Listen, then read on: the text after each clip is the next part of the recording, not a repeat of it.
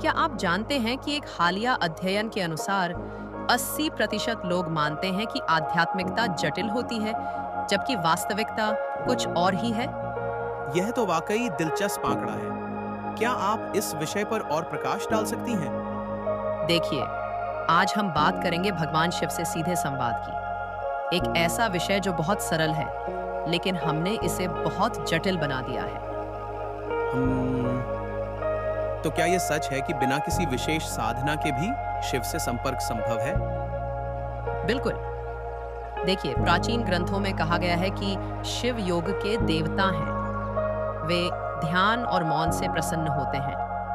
मैंने कुछ समय पहले केदारनाथ में एक योगी से मुलाकात की, जो कहते थे कि उन्होंने सिर्फ गहन ध्यान से शिव का साक्षात्कार किया। यह बेहद रोचक है, लेकिन आज के व्यस्त जीवन में यह कैसे संभव है? अच्छा सवाल है। मैं आपको एक उदाहरण देती हूँ। एक आईटी प्रोफेशनल से मेरी मुलाकात हुई, जो रोज सुबह सिर्फ 10 मिनट का ध्यान करते हैं। उनका कहना है कि इससे उनकी कार्यक्षमता 40% बढ़ गई है। वाह, यह तो बहुत प्रभावशाली है। तो क्या हम कह सकते हैं कि आधुनिकता और आध्यात्मिकता एक साथ चल सकती हैं? बिल्कुल। और जानते हैं, एक शोध के अनुसार जो लोग नियमित ध्यान करते हैं, उनमें तनाव 60% तक कम हो जाता है। शिव हमें यही सिखाते हैं कि सरलता में ही गहराई छिपी है।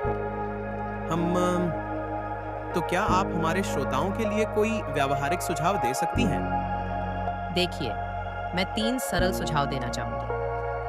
पहला, सुबह उठते ही 5 मिनट मौन में बैठें। दूसरा, दिन में एक काम पूरी एकाग्रता से करें। और तीसरा, रात को सोने से पहले दिन भर की घटनाओं पर चिंतन करें। और क्या आपने देखा है कि कैसे छोटी-छोटी चीजें भी शिव को प्रिय हैं? हाँ, यह बहुत महत्वपूर्ण बिंदु है। एक बेलपत्र, थोड़ा जल और सच्चा भाव, बस इतना ही काफी है। प्राचीन शास्त्रों में कहा गया है कि शिव आशुतोष हैं, यानी जो जल्दी प्रसन्न हो जाते हैं। तो क्या यही है शिव की सबसे बड़ी विशेषता? बिल्कुल। और इसलिए उन्हें भोलेनाथ कहा जाता है। एक पौराणिक कथा है कि एक बार एक गरीब भक्त ने सिर्फ जल चढ़ाया और शिव ने उसे दर्शन दिए। यह बताता है कि भाव की शुद्धता ही सबसे अति महत्वपूर्ण है। महत्वपूर्ण है। यह कहानी तो बहुत प्रेरणादायक है।